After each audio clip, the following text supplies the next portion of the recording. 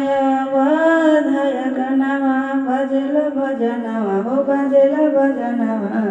हे रामचरित महिनावा राम जी के भइले जनमवा हे रामचरित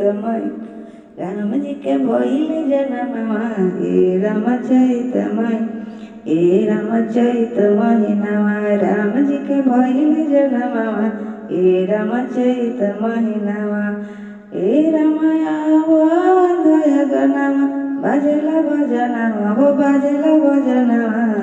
हे रामचरित महिनावा राम जी के भइले जनमवा हे रामचरित महिनावा राम जी के भइले जनमवा हे रामचरित किन कसे राम किन कसे राम किन कसे लक्ष्मण हो किन कसे लक्ष्मण हे राम किन कस भइले भरत भुआले राम किन कस भइले भरत भुआले राम किन कस भइले भरत भुआले रामचरित महिना राम जी के भइले जनमवा हे रामचरित महिना राम जी के भइले जनमवा हे रामचरित महिना राम जी के भइले जनमवा हे राम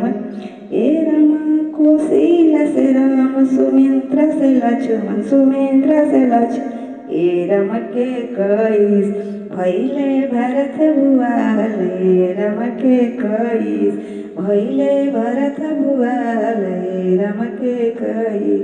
भइले भरत भुआले के लुटावला अनधन सोनावा हो अनधन सोनावा हे राम के